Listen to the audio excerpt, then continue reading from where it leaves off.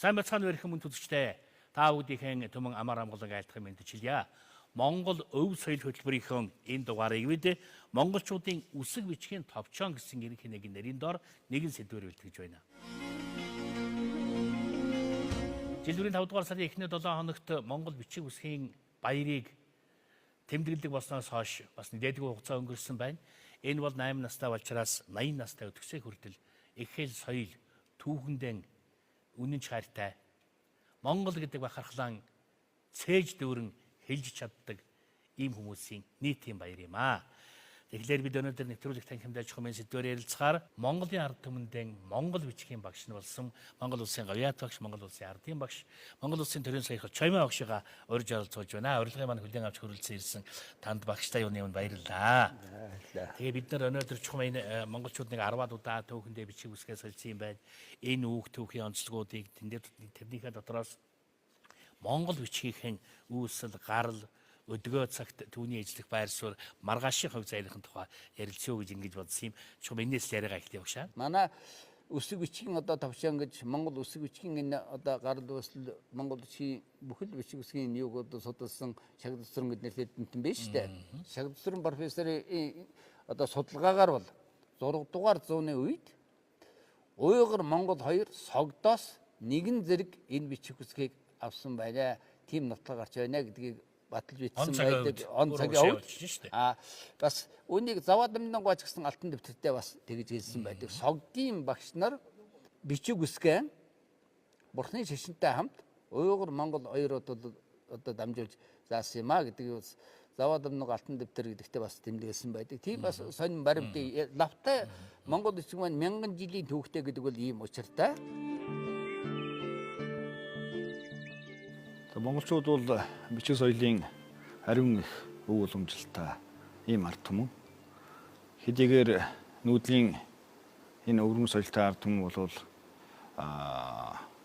барууны одоо зарим судлаачдын үздгээр ертөнцийн соёлоос жаахан хол хөндөй байдаг гэдэг нэг ийм хоомгой дүгнэлт байдаг боловч энийг үгүйсгэх асар их өв соёлыг дэлхийн хүндрэлтний түүхэнд бүтээсэн нүүдэлчин ард түмэн бол монголчууд.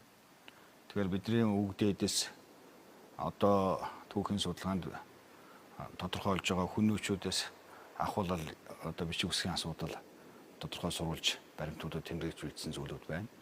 За хүнүүн оруулах бичиг үсгтэй байсан тухай тэр нь бол одоо хэрчлээс маягийн одоо хэмүү хэлбэрийн одоогийнхоор дүүцүүлж хэлэх юм бол нэртийн төрөг бичээстэй хэлбэр үүслийн хувьд ойролцоо байж болохоос ийм бичиг үсгтэй байсан тухай тэмдэглэж үлдээсэн зүйлүүд байна.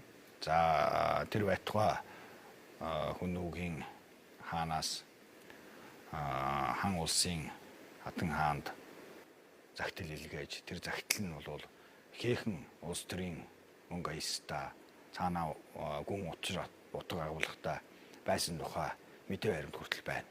Тэгэхээр иймэрхүү одоо түүхийн баримт сэлтийг аваад үзэх юм бол ямар ч байсан энэ хүнүүгийн үед бол тодорхой бичиг үсгийн соёл байжээ.